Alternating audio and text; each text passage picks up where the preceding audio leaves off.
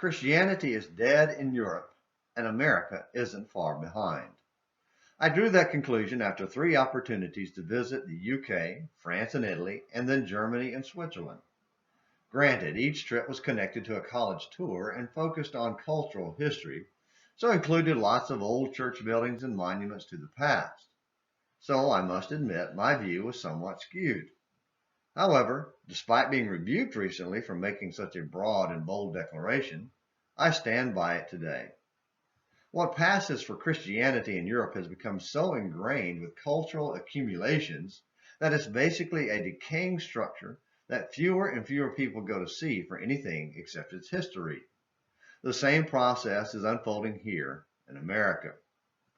FYI, doing my tiny part to slow the decay is the main reason this is called An American Missionary. That may sound pretentious, but it isn't.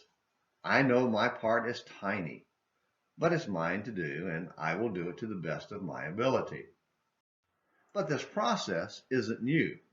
It's as old as mankind, ever since Adam and Eve introduced death, physical and spiritual, by rebelling against God in the garden.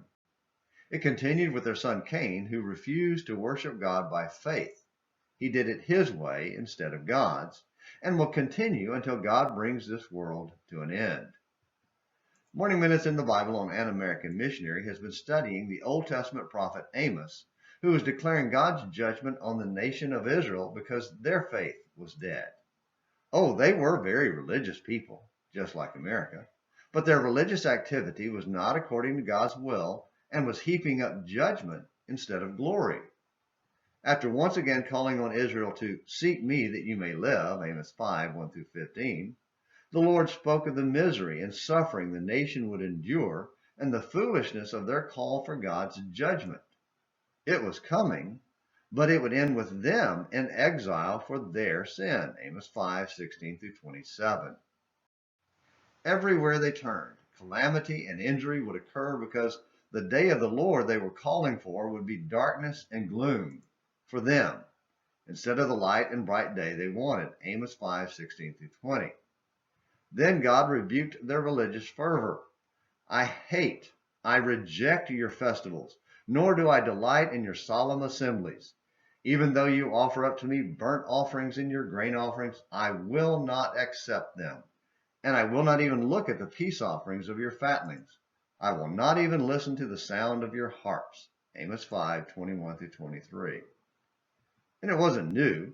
Even their worship in the wilderness on the way to the promised land was corrupted, Amos 5, 25-26. God ends with a heartbreaking conclusion. Therefore, I will make you go into exile beyond Damascus, Amos 5, 27.